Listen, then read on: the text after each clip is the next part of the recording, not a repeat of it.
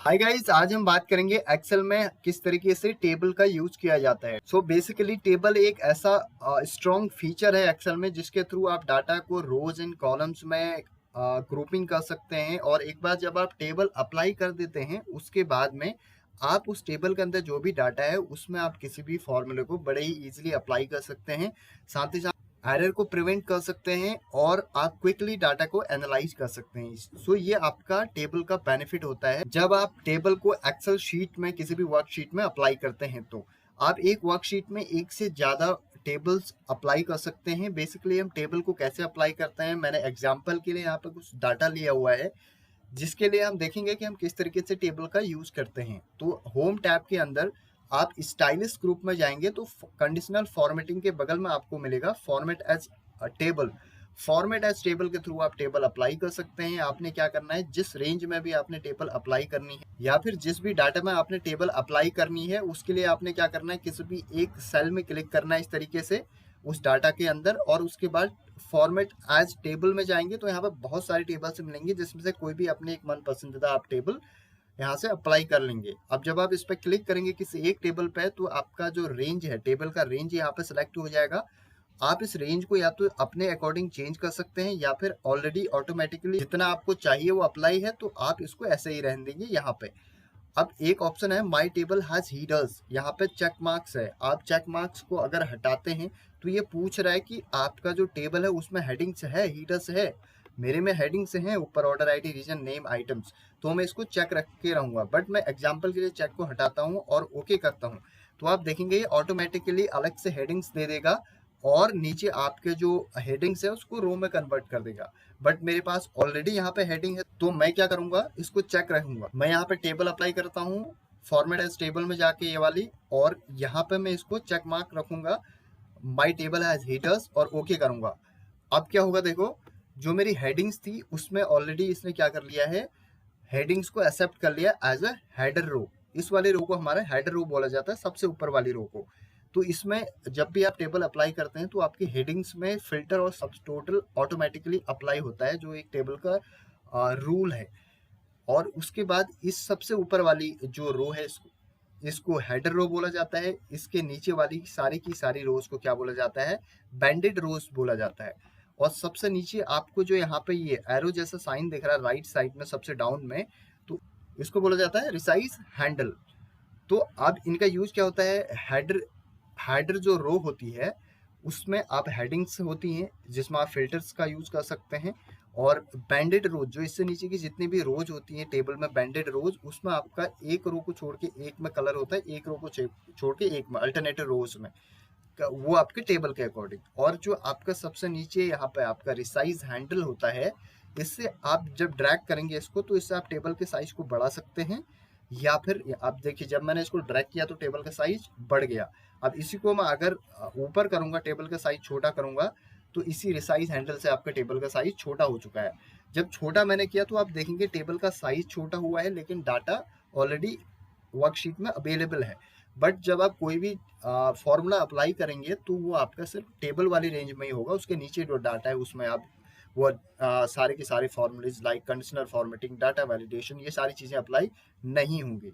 तो इस तरीके से आप रिसाइज हैंडल से टेबल के साइज को बड़ा या छोटा कर सकते हैं।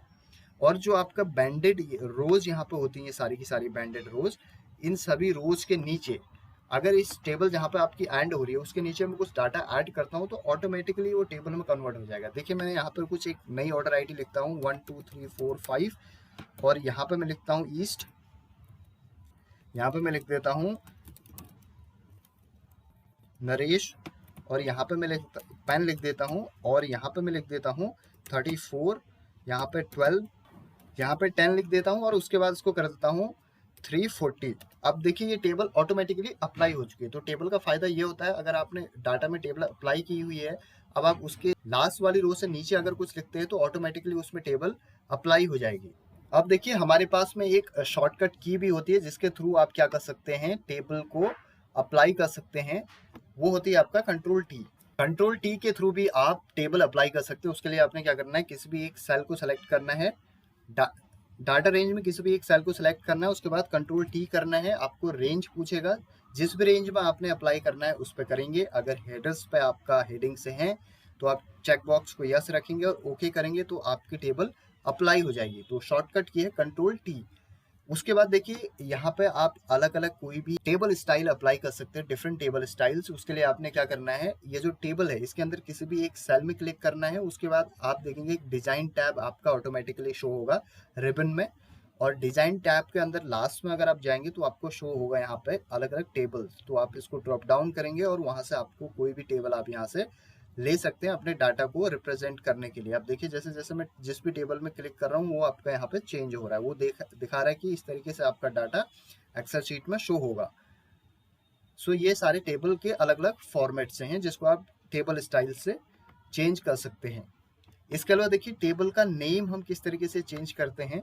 आपने इसमें ही क्लिक करना है किसी एक सेल में टेबल के अंदर, डिजाइन टैब में जाएंगे और इधर प्रॉपर्टीज फर्स्ट वाले में जाएंगे, प्रॉपर्टीज ग्रुप में सबसे ऊपर दिखेगा टेबल नेम।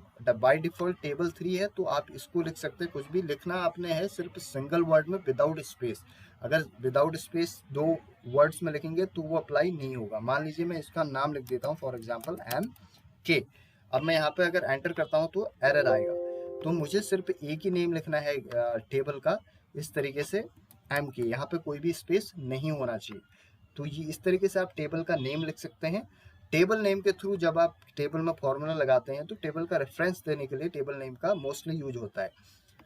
उसके अलावा हमारे पास में डिजाइन टैब में ही प्रॉपर्टीज के अंदर रिसाइज टेबल होता है एक ऑप्शन। रिसाइज टेबल के थ्रू आप क्या कर सकते हैं, टेबल के साइज को चेंज कर सकते हैं। रिसाइज टेबल पर आपने क्लिक किया, उसके बाद यहाँ पे आपको पूछेगा कौन सी रेंज देनी है। आपने ऊपर हेडिंग से लेकर पूरा सेलेक्ट करना है, जहाँ तक टेबल को आपने इंक्रीज करना है यहाँ तक, और फिर ओके करेंगे तो आपका वहां तक टेबल ऑटोमेटिकली अप्लाई हो जाएगा जहां तक आपने रेंज सेलेक्ट की थी। तो इस तरीके से रिसाइज टेबल से आप टेबल के साइज को चेंज कर सकते हैं। उसके बाद हम बात करेंगे टेबल में convert to range. Convert to range का मतलब होता है टेबल को रिमूव करना है। तो हम यहाँ पे टेबल के अंदर राइट क्लिक करेंगे